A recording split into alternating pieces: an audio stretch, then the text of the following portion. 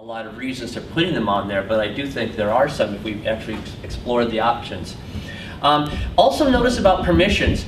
The permissions is really held by the component. They aren't held by the groups. But each component has a set of permissions. Each of these would be a set.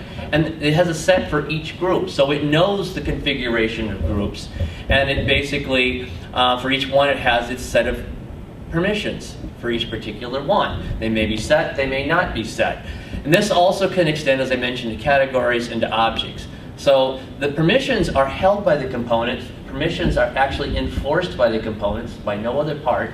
And that means if a component developer does not apply permissions to the component or does not apply it correctly and enforce it correctly, then you're not going to have the ACL working correctly, because the ACL gives all the infrastructure, but it's still up to the component or whatever item that is holding permissions to enforce those permissions, and even to say what that set is.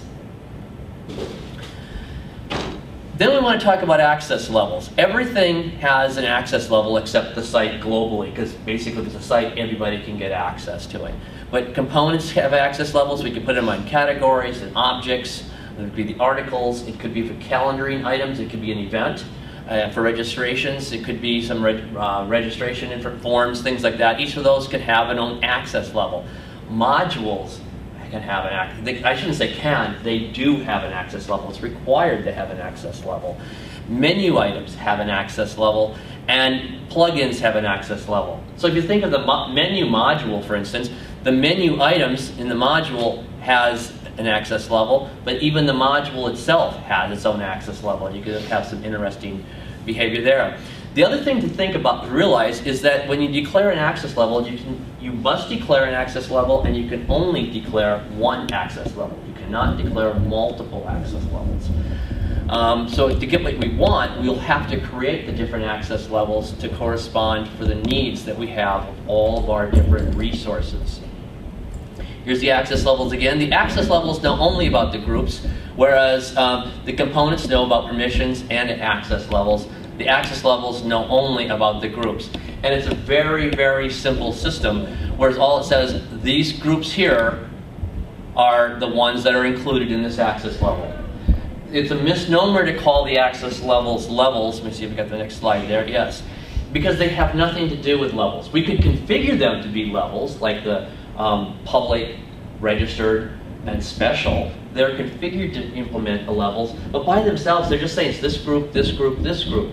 And there's nothing implicit at all about levels. It just says which ones. Really, it'd be better maybe to call it access groupings, access groups, access rules, access sets, something different. But levels misleads a lot of people. It's left over from the 1.5, and I think it's had a lot of people think you have to have access levels. You're this level or this level or this level. No, it's just this set of groups, this set of groups, this set of groups, and go on. You could have 100 different sets or permutations of groups if you'd like. So that's all an access level is. Here's an example of an access level. All you do is check the ones you want. It might show you the different levels that you have in the groups in the hierarchy, but you just basically check them, and you're not forced to check them in any particular combination. So that is the basic overview of the mechanics of how all the different ACL parts work. We have groups, we have users that can assign themselves, we can assign them to different groups. We have permissions, which are really tied to the resources. We have access levels, which the resources basically identify on whatever it is to one, and this can be one-to-one or one-to-many relationship, whatever we want there. Another interesting thing about the new form of ACL is we can, as opposed to 1.5, is we can now have permissions set on categories and objects as well. And then we have this is the standard set of permissions you'll see, and they don't have to be that, but that's what we pretty much use for content-based resources. Whether you can configure it, whether you're the person that gets to go on this screen and make these settings, configure the metadata for this particular component. Whether you have access to the administrative interface, in other words, you log into the admin section, can you go to modules? Are you able to look at the module manager? Are you able to look at the user manager? Are you able to look at the articles manager? Are you able to look at whatever the screen is for whatever component? That would be the access administrative interface. And then we have the create, delete, edit, and then you can edit your own and edit state. And every component can have their own set. These tend to be the ones we have by default because content or articles uses these by default, and it makes logical sense. Yes? I had a situation actually this past week, which was kind of, I don't know if something in the site got corrupted or not, but another person also had administrative access under a different name. Okay. I tried to go in and I actually set everything as allowed instead of inherited, and I still, even though I had administrative access as the administrator, I couldn't get in to modify that page. One thing that you have to be careful about in this is there's the inherit, and allowed, and denied. Yeah. If anywhere in the system you belong to a group where you are denied, doesn't matter if you're allowed by other ones, you are denied.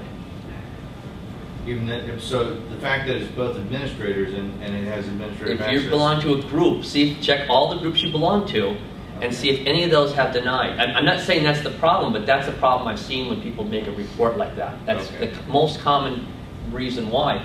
And if you use I'll jump ahead, if you use the role-based approach that I'm suggesting, I've yet to ever have to use a deny. I think it's a better approach. You use a deny, it's fraught with unexpected behavior. Just like you say, I think I have rights, but because I belong to this other one, I don't realize it's denying me this. Because I don't know, when I looked at it, I had mine as administrator, super user. I kind of thought, made the assumption that super user had the ability to do anything, anywhere, and it wouldn't get denied. You should, but super user doesn't necessarily mean you have rights to it. Super user, you're thinking, when you think of the 1.5, you think super user, I can do everything. With the new ACL, no, you have to explicitly have permission somewhere. If you don't have it allowed anywhere, you won't be able to. And if you have a denied, no number of allows are going to let you in. Okay. And I'll get to that in a little bit later. So, and I'll show you a tool too in a little bit later that can help you identify where the problem could be. Okay. So these are the different levels, but you don't have to use all these different permissions. I call this a permission set. Some of this is my own terminology. I've noticed when I'm looking at the forums on Joomla.org on ACL, people use the ACL talk very loosely. They use permissions and access and interchange them. And it's really hard to understand what people want sometimes because they take a lot of liberty in the terminology they use. But sometimes there's no name, so I'm calling this like a permission set. And so we have a permission set on each group for each component, for each category, for each object, and you would have it also for each module, for each menu item, for each plugin would have it. I'm sorry, they could if modules, menu items, and plugins included permissions, but they don't. So it's components, categories, and objects. So here we go, and you've got permissions. And in this diagram here, the greens represent I turned it allowed, and the grays mean that they're inherited, which means at this point that probably if they're inherited and it's now not allowed anywhere, it's going to be a deny. Here's the different screen again, showing the inherited, and it shows the results based upon wherever you're at. And this is the general set of permissions. This is one I got from the component called EasyBlog, and he put in an awful lot of permissions on his particular component, which I welcome. I think it's great. From access administrative interface, we saw that. Manage the bloggers, manage settings, manage auto posting, manage blogs, and you just go on down. And he has enforced these permissions on his component. It takes a lot of work, but he figured this is the different ways I want to be able to allow people to come in and manage. If you have a large blogging system with lots of people, you want a very rich ACL that you can apply to that particular one. So there's nothing that enforces. You can call these whatever you want. You can make the meaning behind them whatever you want. Obviously, you want namings and meanings to be intuitive, but they can be whatever any component developer wants. And unfortunately, that also means that the component developer doesn't have to create any at all, which does create some problems. So we look at the component, and we look at the user. Obviously, it's what a user can do with a component. So here's the component, here's the different groups, and here's the different permissions. And we're going to say this person belongs to B1 and C. Now also realize that the person belongs to B1, they also belong to B because it's inheritance sort of thing. For B1, we can say they're a member of B. So the only permission sets we're going to look for this component is here, here, and here. And if we find Any of them being all of them being inherited, it will be a deny. If anyone has an allowed, then this user is allowed to the component. But if anyone is denied, it doesn't matter how many allows, you're going to be denied. And here's exactly that diagram that I'm showing. Inherited, inherited, inherited, denied. Anywhere you have an allowed in any one of these combinations, you have an allowed. If you have a deny anywhere in any permutation, it's going to be a denied. It doesn't matter if you have an allowed, and it doesn't matter if an allowed happens up here, but you had a denied there. It's still going to be a denied. Then we also can apply these again in the component, category, and object. And I built a little diagram to give you a better idea on how permissions apply that way. Here we have the component, and each of these oval areas, kind of like a domino, this would be a category, a category, a category. And then we have little circles which represent objects. So an object belongs to inside of a category, and a category belongs inside of a component.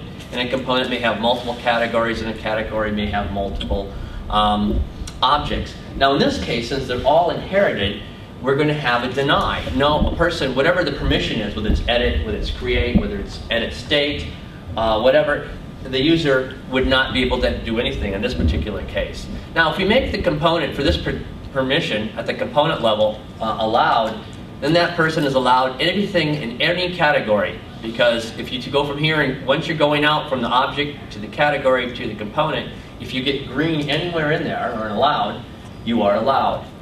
When you say object, are you talking about a specific particular article? Or feature, or just... I'm talking about, think of component has categories, and the categories it has what we call objects. So For like articles, it's an article, a blog article. Okay. If we're talking about a calendaring event, then that event is an object. Okay. So we're not talking just text, we're talking anything that has a component with categories and items in there. It could be a K2 item, for instance. So not the software, but just anything it produces. Yes, I'm not talking about object-oriented. I'm talking about the concept, and that's actually the language they've used in ACL when we're talking about articles. So if you have a product, for instance, in a store, and that product, of course, has all this different information on it, and it belongs to a category, and then that category belongs to the component Virtue Mart or whatever store you've got, that product is an object. That's what I'm referring to. It's an item that can be represented independently. And in this case, because the component is all inherited and only one category is allowed, but a few objects outside of this category, in this case, every single one of these objects would be allowed, whatever the permission is, edit, create, delete, edit state, that sort of thing. In this case, only these objects are allowed, because these, if you go all the way out, it's all inherited, and if it's inherited and it's never been allowed, the default is denied. So it's denied, allowed, and then a hard deny. Here we go again. It doesn't, once you've got the component allowed, it doesn't really matter what I do. Everything in this component is now allowed. But if we do something like this, where the component now is allowed for this particular permission, but we have one category that's denied, all these objects, it's a deny, even though the component says allowed. In this case, everything here is allowed. In this case, if by default everything's allowed except the few objects that have been denied. And in this case here, we have the component allowed, the category denied, but a few objects allowed. These are still denied along with the other ones, because once you have a deny, you can't offset it with an allowed. That's one reason why it's very important to be cautious and hesitant to make something denied. And like I said, if I use a role-based solution, I've yet to have a need for a deny. So how do we manage all this? I'm not affiliated with the tool, but it's ACL Manager is a really great tool for managing it. It costs a few dollars, I think US maybe about $30 to get for a 1-year subscription. It's very powerful. If you bang your head on the ACL ever, it's just worth it. And you can, not only can you see what's going on with all the different components and their categories, and understand what's allowed and what's denied, you also can change the settings of all of them from one screen. One screen per group. So in this case, This is the one we're looking at the group information. So for that particular group, I can look at, right now I have it set to only J events in this particular screenshot. However, I can have it showing all the different components, or I can look at only certain components, or only certain, if I want to show categories or not, do I want to show items or objects, I can do that.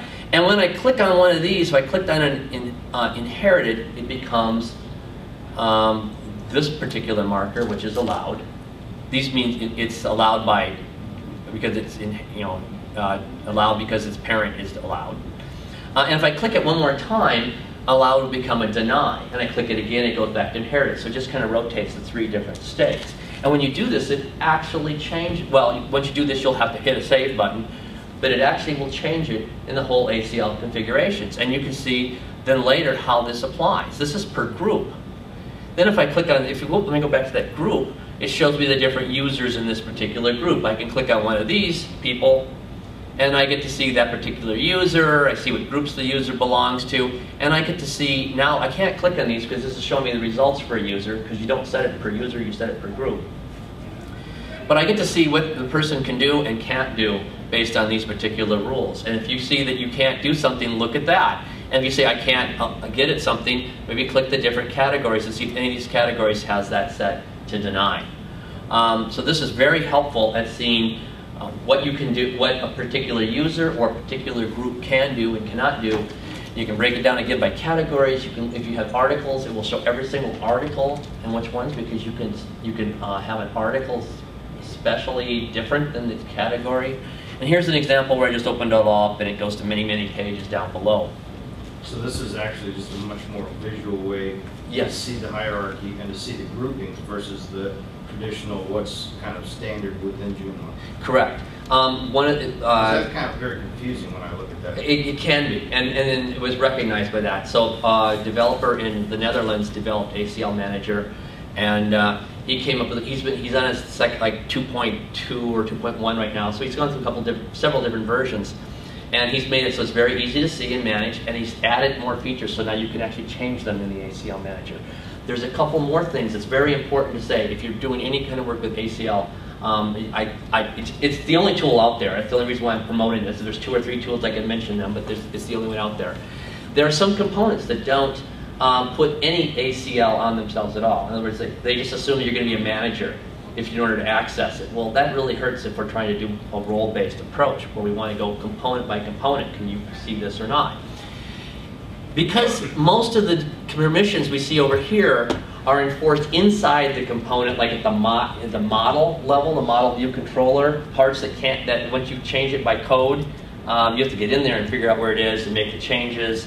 And in the next version, it's just going to overwrite your changes.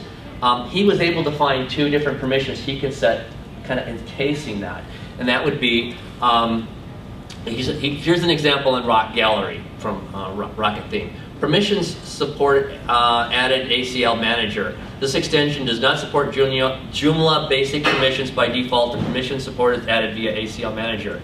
And he shows this that he's adding those. And the 2 that he's adding are these here. Whether or not you can configure the component and whether or not you can access the component.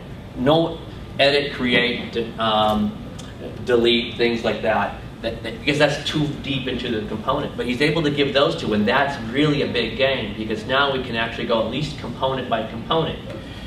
So by using this tool, you click a little button and it'll fix them all and add these different permissions, or assets as he would call them. The other thing of interest is I mentioned that a component can have more permissions than what's standard. Here's the standard ones out here. You can click on this and get a list of the different permissions. I'm sorry, just back up. Go ahead. Oops, I'm sorry, I went too far back. Go ahead. So he's basically taking that component and treating it almost like an object, enveloping it with these types of permissions, is what you're saying. I have not analyzed exactly how he did it, but I can understand the issue. Yeah, he basically put these assets in there, right. and he's able to set it up so that if you want to actually access this component, Rock Gallery from the back, right. You have to have, if you don't have it allowed somewhere, okay. then you can't get access or you can't configure it. So he can add those 2 different permissions on components. They're automatically supplied. And that's a very big gain. And you cannot do that through Joomla. You have to do it code level. So he's handling for you. Oh, but what I'm saying is you couldn't replicate this through Joomla's permission stuff. No, the component is responsible, or the developer of the component is responsible for which permissions it has, and for enforcing those permissions when you're trying to use the component. But all I'm saying is you cannot duplicate that through just Joomla itself. No, okay. I have not known a way to do it. So if somebody can show me, I'll be a smarter man. It's worth the $30. So this is a very important tool. So it's not just to see it; it's in order to make the changes. Right. And these are the two changes really you have to do if you want to use a real role-based solution that I'm going to be suggesting. The other thing is you can have extra permissions. So for Akiba admin tools, he doesn't have a need for create, delete, edit these things, but he had 3 other role or different permissions he wanted to enforce on his tools. And if you went into his permissions bar, you'd see utility, security, maintenance. Well, the way ACL Manager does it, they have a button you click on this, and it opens up vertically and provides a list in addition to the basic configure and access. And this is the way you can actually set those as well from this particular tool. So it's a very good tool. So right now I want to talk about 1.5 and 2.5. I don't really want to talk about 1.5, but I do want to emphasize some of the advancements we have in 2.5 that helps us take a different approach to ACL than what we were forced to take in 1.5. If you notice in 1.5, we had just a fixed set, and the groups were all linear. If you're registered, you're also public. If you're author, you're also registered and public, and you could fit one position in here. But we have now a network of groups, basically inherited, so we can have sibling groups. We aren't forced into one linear structure. We also can create groups. We had a fixed number of groups here, but now with 2.5, we can create our own groups and make them be whatever we want them to be. A user can belong to more than one group as opposed to 1.5, which in any configuration that you would like. So it doesn't mean if you're in some hierarchy thing, it has to be, if you're here, you have to be all these other ones. It's any configuration you want. There is no hierarchy or level implicit in the concepts of groups. And then we can put permissions group by group. And we can have permissions by not only on a component, but at the category level and at the object level, and of course at the site level as well. And here are the standard different groups or permissions we have, and we can control these independently. We couldn't control anything with our permissions in the 1.5. You want for each one of these. Not only that, but we can take the standard ones, and each component can expand and have whatever makes sense for that particular component. Be a very rich set of permissions, be a very poor set. It's up to the developer. It could be a totally different type of set based on like Akiba backup or Akiba admin tools or anything like that. They'll have a different set. But we have the ability to create any kind of permissions that we want. At least the developers do. And hopefully we pick components that have a rich set of ACL. And then access levels. We were forced with 3, and they were a level. If you were public, is everyone. Registered, well, if you signed in, you're registered. But we would exclude people who weren't signed in. And special, you had to have a certain level of permissions. We only had 3, and they forced a level. Access levels, they are not levels at all. They're really groupings of groups. And we can create as many of these as we want. We can create the meaning that we want. We couldn't do that before. That's a very big extra opportunity for us in configuring our ACL. Create as many as we want. They don't have to be levels. They can be any combination that we want. So 1.5, 2.5, and role-based. If you look at 1.5, we have a very fixed set, and we only had 3 access levels. The 2.5, when it comes out, we have all these extra features that I talked about, but when it comes out of the box, it looks almost identical to what we have in 1.5. The hierarchy is the same. Author and editor and publisher form some kind of a hierarchy, as we do here. It doesn't have to be, but they did it that way. And they use the exact same access levels, kind of somewhat leading, and they wanted people to be able to understand the ACL in the same way they thought of 1.5, but it closed our minds to what we actually can do with the 2.5 ACL. So what I'm proposing is looking at it from a role-based sense. In other words, we can have all these different groups, or really roles, that relate more to what businesses think of when they want to segment people into the different responsibilities. And we can say this person does this person does that, and there's so many different opportunities there. We also have a flatter hierarchy at this point on the different roles, as opposed to here, the only siblings you've got is manager, registered, and super users. Everything else descends from some, there's no siblings, they have a parent and a child. Here I have mostly siblings.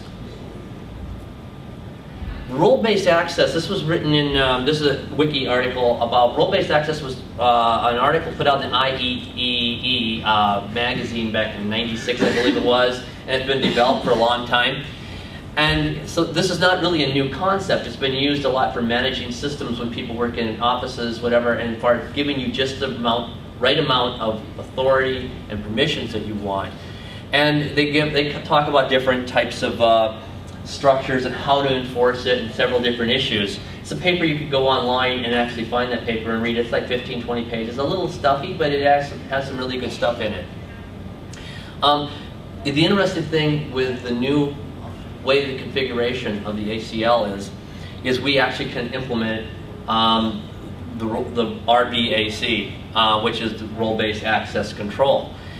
Instead of groups, if we think of them as roles, and behind the roles we have permissions, and people can be assigned to whatever permissions or roles we like. That's the exact same configuration that we have with the RBAC. So we can use the ACL with the 1.5 way, but we can also take it and configure it more for a role-based approach. And so with the role-based approach biases is here's each person, we basically check which items, what responsibilities they have, and when they get in, they get to see just the parts of Joomla that is relevant for them, if we've done our job right as site implementers. So the old way, we have the very linear hierarchy of groups, and what we do here is we segment it into roles. This is how we should use it differently, I'm suggesting, as opposed to the 1.5 approach. We do it as roles, and we do it as roles basically instead of saying a hierarchy. If you're this, it gets more and more intense as you go up the bar. My suggestion of roles is it's really a pie, and we're cutting it into slices. And each of these slices don't represent a level, they should represent a certain piece of what you can do in the back end. So what does a role-based system look like? Well, first of all, it's enough for you to do whatever you need to do. This role is just enough. If your responsibility is to edit testimonials and maybe give them categories as they come in, all you do is get access to the testimonials. You can maybe categorize them, you can edit them, or whatever the permissions we've decided, no less. Also, each role tends to be isolated and typically non-overlapping. If one role deals with a particular component, certain sets of rights, another role usually does a different set of rights or a different component. And they usually don't overlap. So when if you want to get this piece and that piece, you have to add those two together. You can assign a person to more than one role. That's one of the what a role-based system looks like. You can also have two people sharing the same role. It's not forced that if you have this set of permissions and all the things that goes with the role that only one person can do it, whoever you want to assign to it, they have all the rights and privileges of that particular role. You can easily add and remove. So each person, all is a little check mark, and you add these roles to that particular person. And that means behind each role, of course, is a set of permissions and access, that sort of thing. And each role should represent something in the business, the real world of business. An activity, a responsibility, whatever. So if these roles here, it somehow, this is abstract, but it at least abstractly says this is different things people can do. And we identify what people should be able to do in a business sense, and we create the roles corresponding to them in our ACL. And then all the different users each can have their own configuration. We don't have like 3 or 4 different types and you're either this or this or this. Each person can have a unique set or combination of different roles. And this is how it looks more in real life. You have 4 different people, each of them 4 different screens, and you check mark what their responsibilities are in maintaining the content or in in the business sense with their company. Each one is independent of the other. But they each have the same set, and somebody would just check those off. And of course the results are, as we check off these things, they get access to just the parts that they need in the back end. Some person might only, maybe a manager, maybe only needs to look at the statistics, but can't do anything more than look at statistics in the back end. Somebody else might manage the store. Somebody else manage events, that sort of a thing. So what is role-based bias? Well, first of all, it's security for the business. That basically says if the person can get into this much, that's all they can get at. They can't go, there's like a firewall there, they can't get access to any other parts of the website. Usability for those who are using the CMS, and for instance, this is the screen we might use for building a site, and notice all these words here that really don't mean a lot to a lot of business people, but we can give them a system that they only see what they want, what they need to see, and we put it in terminology that makes a lot of sense to them in their responsibilities and roles. And so if we use a role-based approach, they can see much simpler screens for maintaining content than what we give them here. An improved system integrity. I built this chart, and basically I say the client, this is what I try to do for the client, and these are the things I think the web developer does. Now when I have to negotiate with each client, it might be a little different. But I try to give the client mostly access to changing content and managing things like the user, maybe doing backups and redirects, 301, that sort of thing. But then when it comes to more of the configuration things, I really don't want to give my clients that access unless they really, really want to. And then I have to give them extra training so they don't shoot themselves in the foot and don't call me back to fix something that is broken because they didn't understand what they were doing. With roles, I can isolate people, the users who are maintaining the content, so they only get access to these sorts of things and they don't get access to the back end to do the configurations and all those things that I really don't want them to do. So it's improved system integrity from my point of view.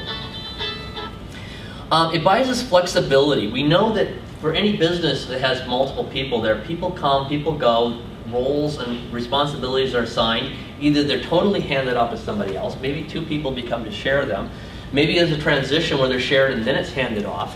And so we know all these things are going to happen. They're blurry for us. We don't know when they're going to happen. We don't know exactly what's going to happen. But if we have a role-based system, it's very easy to check and reassign people to different roles. So setting up a role-based system. The first thing to do is start thinking of groups in the sense of roles, not as groups. And that's a very subtle difference. We don't think of a group as here's a group of people. We think of a role. Behind a role is a set of permissions or some access rights. And then we assign people to those particular things. But it's a subtle difference, but if we look at it, think of it more as roles instead of groups of users, which is again important wording, I think, we're going to have a better idea on how to configure a role-based system. We also need to try to identify the roles based upon the realities of the business and the different responsibilities for managing content. So whatever, if somebody needs to, let's think of a store. Somebody needs to do, set the product information and the pricing. Somebody needs to manage the finances and the parts where which orders actually got paid, that sort of thing. And somebody needs to do order fulfillment, making sure the orders go out the door and we check that it's been sent. Those are 3 different roles. And maybe that's 3 different roles in business, and then we want to, in the ACL, create 3 different slices. Maybe somebody does all 3, well then check all 3. But maybe they're going to share one part of that, or one slice, or transfer one slice to somebody else. We've already got them divided into 3 different slices. So if we make our roles or our groups corresponding to the realities in the business world and responsibilities that the business thinks of as one encapsulated set of rules and responsibilities, we're going to be a lot better off in the future. And we have to just realize then we're going to give people assignments to multiple groups or roles, and everybody's assigned differently. So here's an example of some user groups that I put together. Notice that what I do is quite often want people in the back end, I'll give them a back end access. And this role here is really only to let people log in the back end and see the navigation that they need to see. And under that, everything else is pretty much of a straight line as far as Blogger, calendar management, document management, that sort of a thing. What is back-end access again? Back-end access is basically if somebody has this, I have an inheritance here. This is one of the few places I actually move over to the right and have all these other ones down there. Because all of these have to get access to the back end, log into the admin section. And when they so I want to give them access to log in, and I want to give them access only to maybe see the menu, but nothing more.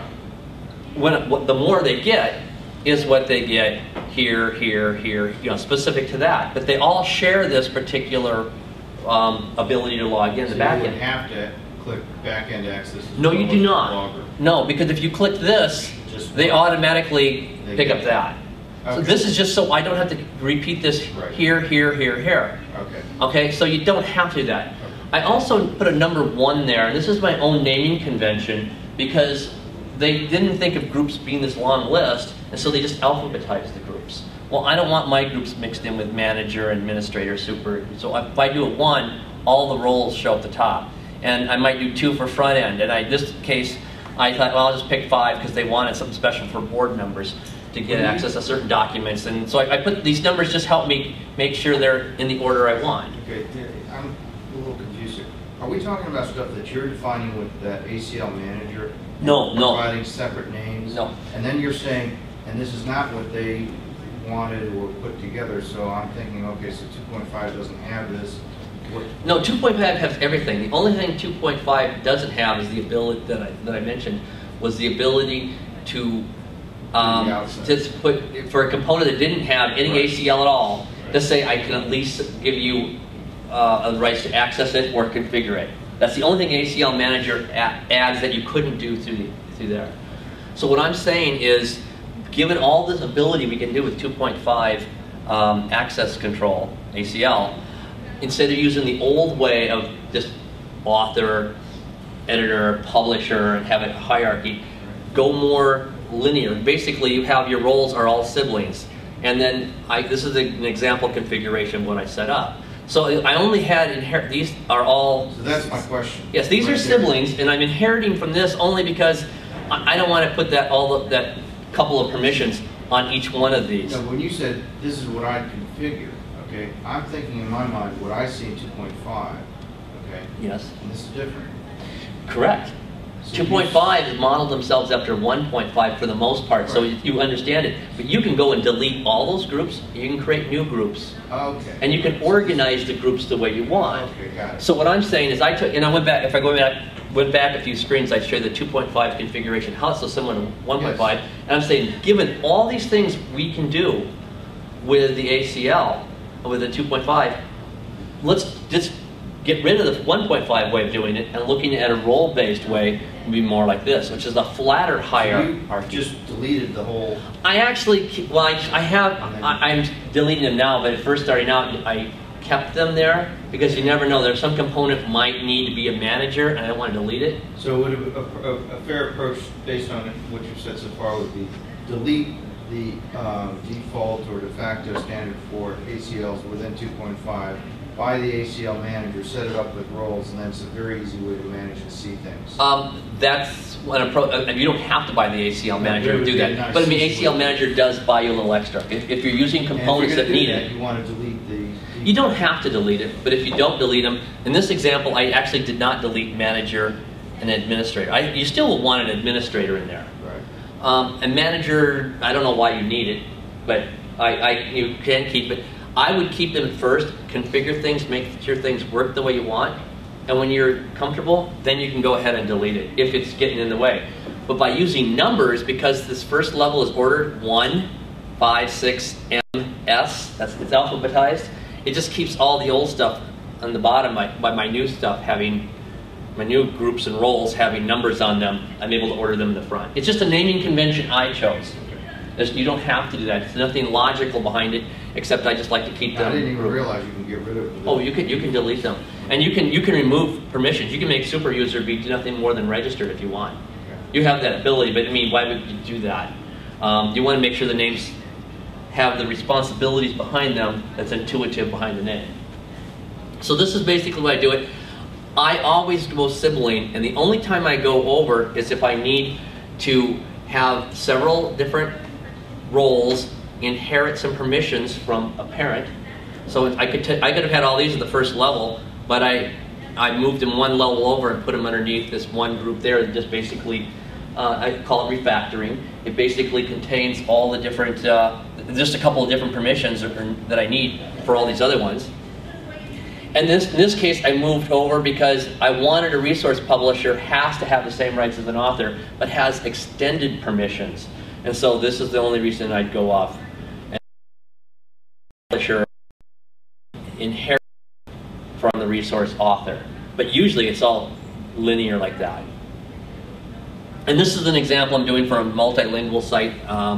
It's German, English, Chinese, and I have actually some other ones, but this is my prototype when I was demoing for the company. And it just shows how you could set these things up for all the types of groups that you want. But let me go through a basic idea how to set it up.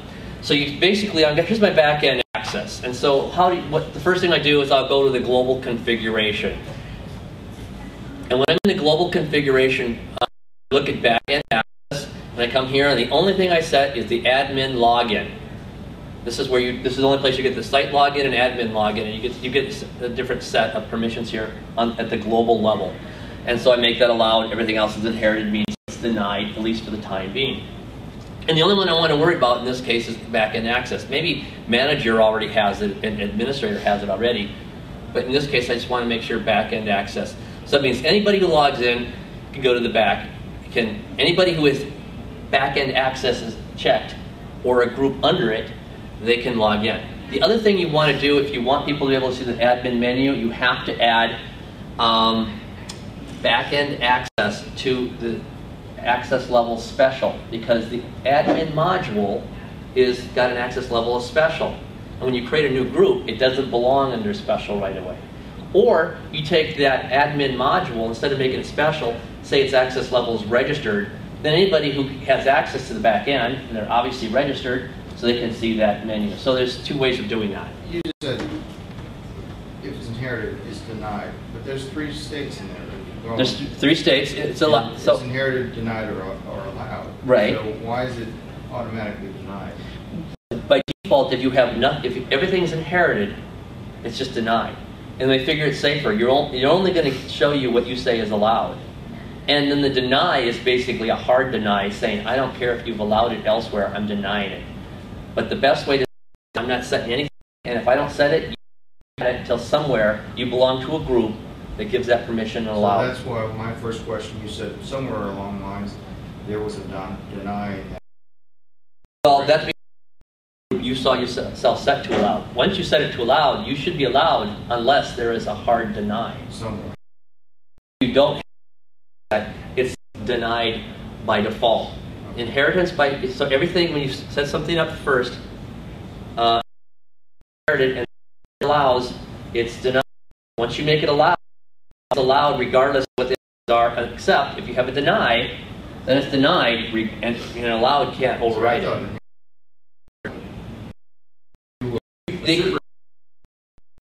All of the allowed all the way through. And they could have done it that way, but I think it'd be a lot harder, because if you think of all the different groups that I want to not have access. So it's much simpler to start out saying you don't have access to anything. Works very well in a role-based system. So right now, this person can be able to log from the site. But I mean, if this person's already in back-end access, it's really moot at a particular point. So we want to give this person the ability to log into the back-end. And then when we do that, we want to go ahead. If we only sometimes you have a small client and you still want to set up some role-based. We aren't going to have all these different roles. We're just going to say this client is this. Extract the back end. Let's say this person can create, edit, and edit their own. And so I can actually add these. So instead of having to create multiple roles for this person in addition to back-end access, you can just do them all in one. But most of the time I would be setting only the back-end access only to allow. I probably shouldn't even be showing that particular screen. But let's say we now have our configuration like this. events, newsletter, store, something simple. And here's the assigned group. So each person, we're going to assign this person. We didn't have to check that, but if we check newsletter and store, they also belong to backend access. But here's an example.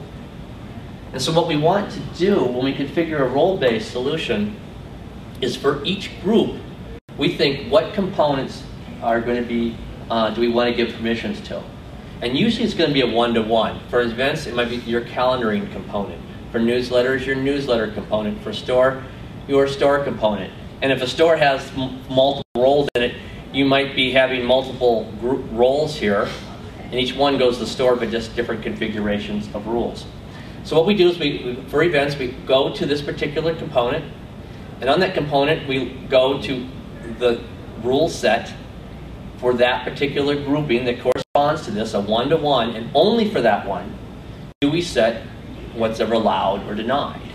For the newsletter, we go to the newsletter component, and for the newsletter group, we ignore all the others, we set only the rules for that. And the same with the store. We'd go to the store, the corresponding role or group, and set only the permissions for that. So it's very sparsely set are the rules, the permissions. We're only setting them for this one we're only setting for that, this one we're only setting for that. So we're only giving what's needed for each of these. And then we don't always need them, but quite often you might want a role-based access level. So there are access levels, and that means an access level is assigned to modules, for instance. So if we have in our back end, we create different modules that have links taking them to edit the events, to order, in this case, this screen doesn't match, but I mean, if we had a newsletter, we'd have a newsletter one, and then the store would be to the store. And that means if this particular module is set to the events access level, the only group that it allows is events. It's a one-to-one relationship here. And that means only if you assign a person to events, they will see that particular module. If you assign them to newsletters, because this is one-to-one and that module is set to that, they will see that module only if the user belongs to newsletter. So you got to have the one-to-one there, and then you have your modules in the back end set to the appropriate access level, role-based access level. Now, access levels don't require you to have a one-to-one relationship, but if we're trying to use a role-based approach, we should be using a one-to-one relationship on access levels like this. So you always have to make it both module and user. Well, then the module is set to it. Now, many modules can reference this access level.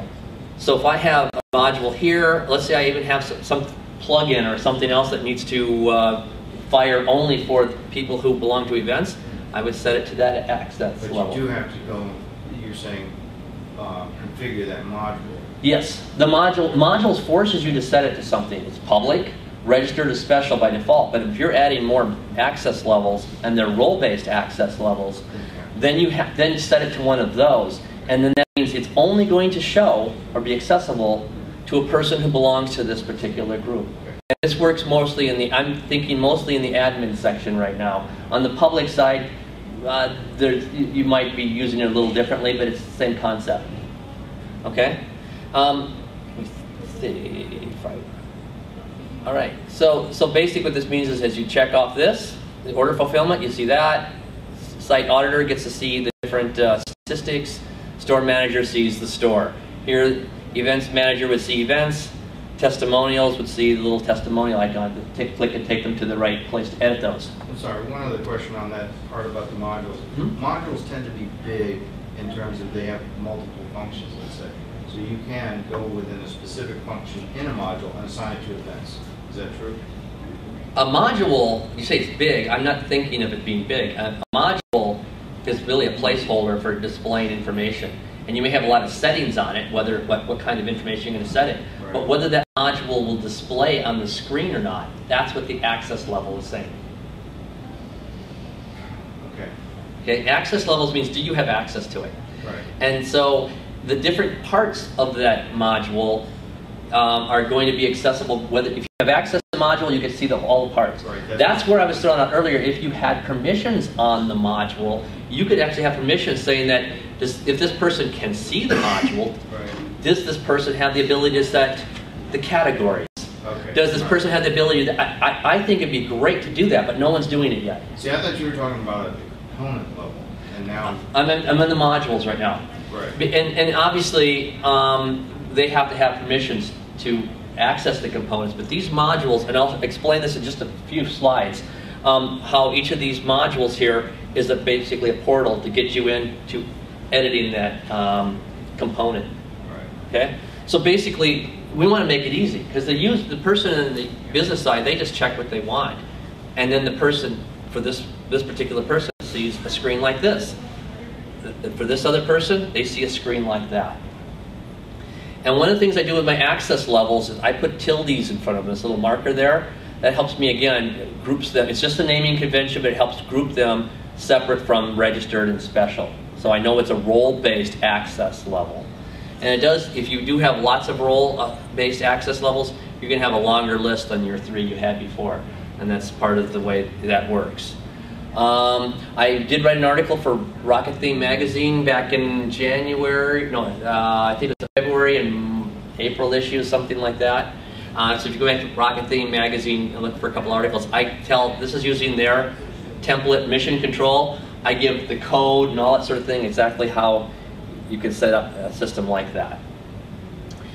One of the things about we think about the administrator section is that in the admin section, it's really much like the front site. These are all modules. We have a menu module, we have a module here for your icons, and the K2's got their own quick icons, and you got statistics, that sort of a thing. And here's mission, and then we go inside. This is like the front page, the dashboard or the site section. But when we go inside, we see a list of items. Well, all we have is the menu, we have our actions we can take on items, and we have our big main area that's controlled by the component or module or whatever, showing all the list. And when we drill in on the detail, this would be the detail. So this would be like the list, this is the detail, but really all the interesting different module positions is more on the site or the dashboard section, and then it's pretty standard once you go inside. Here's the mission control, and again, it's the same sort of thing. It's got its dashboard here, and when you're on the dashboard, you've got different module positions. So how do we leverage that? Well, we can go and manage the administrator modules, not just site modules. We can change this to administrator, and we can see the K2 stats, admin tools, popular articles, all these things we're used to seeing. So here's the page there, and the red here represents the icon position, the blue, the menu position, and this green one's here, the seat panel positions. So we can create, add, and rearrange those particular modules basically in a regular module manager, as long as we're on the administrative side. So when we do that, we're able to ask ourselves, okay, we can create modules here. So what do we want? Or we can manage what people see by the menu. There's kind of 2 options. If a person can only get access, say, to edit the content in the newsletters, do we want to put that here, or do we want to put it there, or both places? I wrote an article for Joomla magazine telling how we could do, basically in there, gives all the details of how we can create a staff menu that's different than what we use as the developer's menu. Notice content, store, drops down, sees newsletters, testimonials.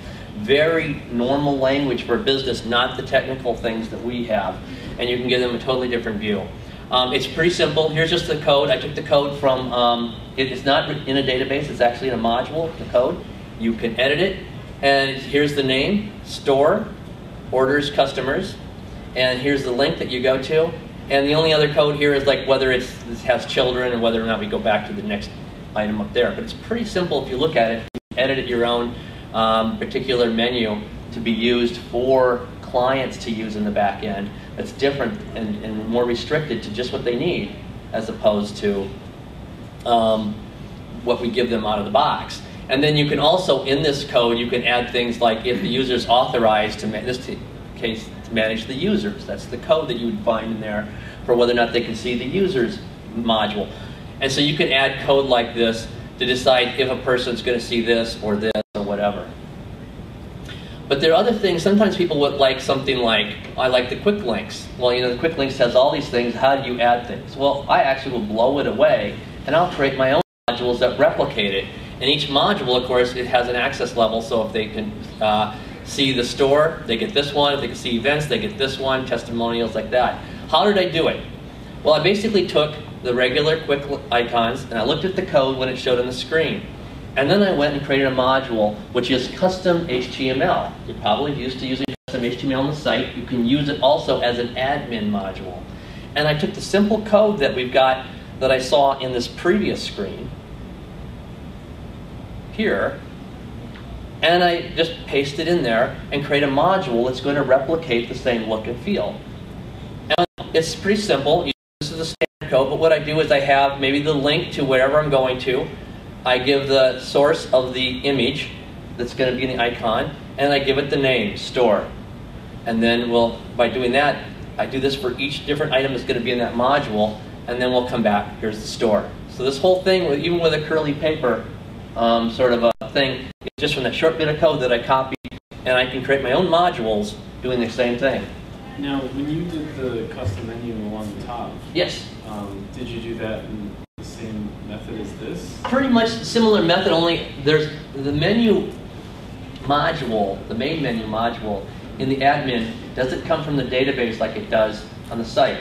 It's just hard-coded. So I took that and I copied it, or I mean, I maybe just modified it. I had a copy of the site to fall back on, and I would modify it the way I'd want. The interesting thing, I'll go a little deeper here, in my whole thing on the usability for the clients that's different from the developer, I'll maybe assign the default template will be mission control. And then in there, I override the menu with just what the client wants. If I get in as a developer, I might keep myself to Blue Store, and I don't have it overwritten, so I see the full developer's menu. That's one way to isolate the menu from each other so that they see a totally different menu than I see. But it's hard-coded, so the code I showed earlier. What file is that in? It's mod underscore I think main menu. Under the administrator, you don't go into sites, you got to go to administrator, look under modules, and you'll find, I think it's mod underscore main menu. And if you just override that in the admin template, you know, I override all the time, and that's how I do a lot of the techniques I'm working with. You do that, you can do a lot of incredible things. And go back to the article, it was like in March, April, whatever, in the Joomla magazine, I showed examples of how to do it and told you which files to use, that sort of thing. So. Now, when you go a couple pages down, or slides down. We're here? Yeah, and you said, oh, and you just put this in and replace it. Yeah, what I did is you got the destination. Where do you figure out the destination to say this is the new module? Okay, so what I do is from here, I'll go to the extensions or whatever, component, whatever, and component, and I'll drop down, I'll find that page, I copy that link. Okay. And then I'll go back and I'll paste it in. Okay. And if I have certain icons that go with it, I figure out where those icons are, or I'll create special icons, put them somewhere in the system, and then when I put the code in, here's the link where it goes to, and this doesn't match with the screen, but it's just an example code. And then here'd be the icon, this is the link, and there's the text. And then you just make sure it's wrapped with the right CSS, a div class and a div class, and you get this kind of behavior. So it's just a custom HTML, and all I'm doing is I'm copying the code that's generated by the icons module that's in there by default, which I think it's kind of hard coded in or in the database that you can't. So I just delete that module or unpublish it and create my own modules. The advantage is here with access levels. This says client dashboard. Maybe I should say store. Only the persons who have rights to the store get to see this module. Only people who have rights to edit events, sorts of items, gets this module that drops down and shows it. Testimonials, newsletters, whatever you've got. So I can use access levels to give them access only to the parts they want. That's if I want to use icons as opposed to worrying about the menu. And if they only have access to these parts, by the way this menu is set up by default, they're only going to see what they can access anyway. But it might have, say, components, and they don't know exactly what components or extensions are. This is much more meaningful to them. I might even make it so this menu, all I do is I give them a site. Do you happen to have this like anywhere on a public thing where you can peel it off? What do you mean? You know, like pull it down. The code, you mean? Yeah. I didn't write this yet. I plan on writing an article like this for the Joomla magazine. But what was that? It's pretty simple, right? It's pretty simple. Yeah. I mean, I show you if you see the. I mean, I just basically. I'll go back again. Go here. Go to your regular page. open up the source, copy the code that makes this work. Right. It's very simple, and I showed that bit. Then just change the few parameters. I think there is one wrapper around this and this that I didn't show in the code. But if you can look at that and understand what's going on, then you do a custom HTML, and you just paste this in there, which is right down here. And what I'm thinking of is not just this. That I understand, and I agree it's kind of simple. But where you've already created like a template for company role-based. Is that something that could be kind of like copied in so that okay, to me, so I have a template for the client to manage their content. Yeah. That's different than me as the developer. Right. There are multiple admin templates out there. And what you can do is you could have one's the default. I would make that for my client. If my client has several people and they're coming and going, I'm going to say default. Anytime a new person gets added, they get the client version. I actually call it a client template as opposed to administrative template. Right.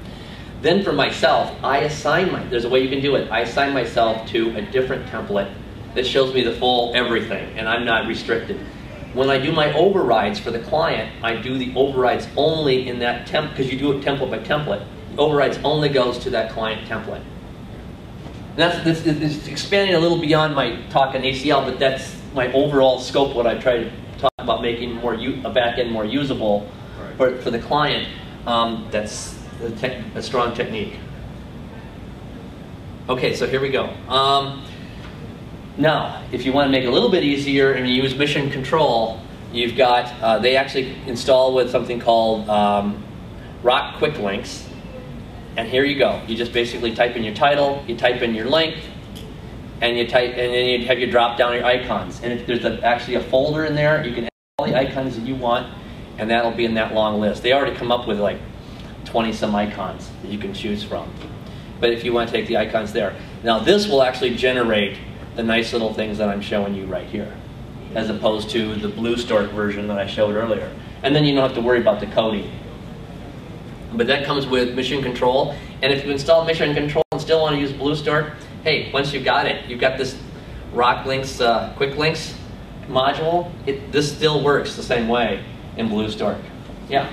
Where is that exactly in mission control? You just install mission control. It already has a Rock Quick Links. Is it a module? Yeah. And you just go to the and you'll see it's already installed as a module. And the default, it'll actually have something here, and it says customize. I actually add some CSS that removes customize because I don't want my clients going in and changing it. So I do a little extra in my Rocket Theme article. If you go to Rocket Theme and look for, what did I say? Something like leveraging the ACL for mission control. Is a title like that? What was that? Got it. Okay, good. If you do that, I explain how I think I share some CSS on how I can actually encapsulate. So instead of being vertical, they go side by side, and then remove that. And so I just figured out it's a little bit of CSS, and it works great. So I just copy and paste that for every project. Here's an example of what I've done for a local theater, and I actually use my own little icons. They kind of like it. It looks kind of nice. And so I have two roles here, one for ticketing, one for page content. If they ever need me to split it up, well, I'll create different modules to split these things up. That's just a quick example. The whole idea, again, is we want them to be able to assign users very easily, intuitively, what responsibilities do they have. And when they do that, that's all they have to do, because they're not technical people. But if I've done my job right, I've got it set up that they will see, each user will see the back end corresponding to what roles they have. One part I didn't mention was, what about the person who actually is assigning the roles? That's a very, we're getting about, yeah, the next I will session wrap it starts up. at 4:30. I'll 2 or 3 minutes and I'll wrap it up. Got it, Okay. thank you. So it's very important to think about the assignments. Who's going to assign it? Somebody you have to trust. And actually, that RBAC paper I mentioned, the role-based access level, they have a whole section talking about that sort of thing. What if you have multiple people and you have to have mutual trust? And it's a whole other issue that comes up. It's a very important person. In my opinion, the new 3.0, I mean, they aren't doing 3.0, but I'm going to probably suggest it. They should actually automatically supply a user manager role, that nobody can get access to managing users, not by default, unless they actually check that particular box. It's a very important one, and you probably only want one person. Maybe in bigger companies, you'll need more than one person.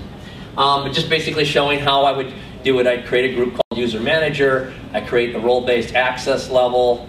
and then I have a little module created for it. I go to the permissions, I go to the user manager, click options, go to permissions, user manager, allow what I need to, save it, and then I've come up. And so if somebody has user manager rights, they come on, this is what they see. But menu by default, and the module if I've created a module for them. And then when they have that, what they have the rights to do is basically all the information on the user. They can check the different roles that they want, and you know, the defaults, things like that. And that's it. So the question is Joomla ready for a role-based approach? Because some of the modules don't necessarily have role-based built as much. Well, I mentioned that ACL Manager does give you at least these 2 extra things, and that's really the big key to get us there so we can do role-based. So what happens if you have modules that don't really give you the level of granularity you want in a role-based approach? The permissions, you can't split them up as well. Well, I recommend looking for an alternative component.